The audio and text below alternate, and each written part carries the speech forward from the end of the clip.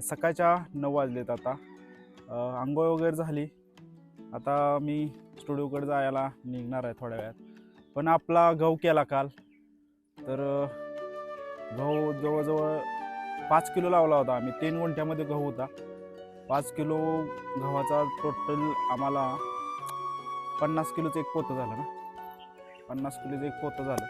आणि घरचा गहू, आणि सगळ्यात महत्त्वाचं तो गहू जो आहे तो त्याच्यावरती कुठली फवारणी केली नाही. महत्त्वाचं फवारणी नाही, कुठलं खत वापरलं नाही त्याला. फक्त आणि फक्त घरचं गाईचं जे शेण असते त्याचं खत आम्ही वापरलं. आणि 3 गुंठ्यामध्ये आम्हाला 50 किलो गहू झाला. आणि घरचा गहू कधीच ऐकत नाही. आम्ही गहू पहिल्यांदाच लावला होता. पहिल्यांदा लावायचं कारण असं की ह्याच्या आधी कधी गव्हासाठी म्हणजे जे वातावरण असतंय ते वातावरण आपल्या इकडचं सूट होत नाही शक्यतो. आणि ह्या सीझनला म्हणलं की एक ट्राय करून बघूया. हिवाळ्याचा सीझन होता. हिवाळ्याच्या सीझनमध्ये तो लावला आम्ही, आणि तो आला पण व्यवस्थित. जरा थोडी भीतीच वाटत होती कारण की पहिल्यांदाच लावला होता, त्यामुळं गहू कसा येतो कसा नाही. आणि त्याच्यानंतर अशी भीती वाटायला लागली की केल्यानंतर काढणी झाली वगैरे. काढणी झाल्यानंतर असं वाटलं की आता तो केल्यानंतर किती होतोय. तर फायनली काल मशीन आली, आम्ही तो गहू केला, आणि आमच्या अपेक्षेप्रमाणे तर 50 किलो झाला. आणि तो खूप आहे, सगळ्यात महत्त्वाचा तो खूप आहे. तर मित्रांनो, अशा प्रकारे हा विषय आहे. आणि बऱ्यापैकी आम्ही प्रयत्न करतो की आमची जी शेती आहे ती ऑर्गॅनिक पद्धतीनेच व्हावी. बाहेरचं जे खत आहे ते खत अजिबात वापर करता तशा प्रकारे होते, मी बघतोय. आणि तशा प्रकारे आमची शेती चालू आहे. आणि बऱ्यापैकी, आणि आता आम्ही मका पण केली होती.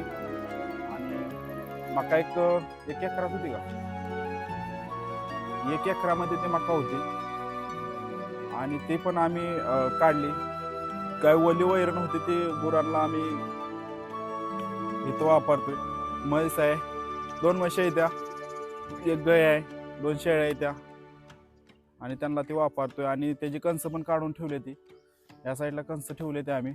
आणि आता ती मका पण करणार आहे. मका पण बघूया होईल. पण जी ही मका वगैरे किंवा गहू असेल, मागच्या वेळेस पण मका झाली. घरचं जी म्हणजे ऑर्गॅनिक पद्धतीनं जे बनवलेलं असते, जे उगवलेलं असते, त्याची देशी कसं देशी ना, देशी गहू, देशी मका, ह्याची चव म्हणजे वेगळीच असते काय. आणि सगळ्यात महत्त्वाचं घरचं आलं, हे खूप महत्त्वाचं आहे. आम्हाला बिग्यामध्ये पण झालं होतं, जवळजवळ 35 पोती झाली होती, ते पण ऑर्गॅनिक पद्धती. बिगं म्हणजे तर असा विषय आहे की बिग्यामध्ये अजिबातच एकदा पेरायला गेलं की काढायचं जाऊन फक्त, हे विषय असतो. त्याच्यामध्ये किती महिन्याचा कालावधी जातो आपल्याला टाकल्यावर? 5 महिन्याचा कालावधी असतो. त्या 5 महिन्यामध्ये ते पीक येतं. आणि तिथं पण 20-20 म्हणजे 50-50 चान्सेस असतात. आलं तर पूर्ण धान्य भेटतं, नाहीतर पूर्ण जातं. म्हणजे तिथं पाणी पण येतं. मानगंगा नदीला पूर आला किंवा पाऊस वगैरे चालू झाला तर ते पूर्ण वाहून पण जातं. तर मागच्या वेळेस झालं. नंतर आम्ही बाजरी लावली. बाजरीच्या वेळेस तर बाजरी पूर्ण पाण्यात गेली. तर अशा प्रकारे विषय आहे. तर मित्रांनो, माझे व्हिडिओ कसं असतात, एक प्रयत्न करतोय छोटासा, तुम्ही सपोर्ट करा. व्हिडिओ आवडला तर व्हिडिओला लाईक करा, चॅनलला सबस्क्राईब करा, साईडची जी बेल आयकॉन दिसते त्याला हिट करा. म्हणजे सगळ्यात आधी पहिल्यांदा तुम्हाला माझे व्हिडिओ बघायला भेटतील.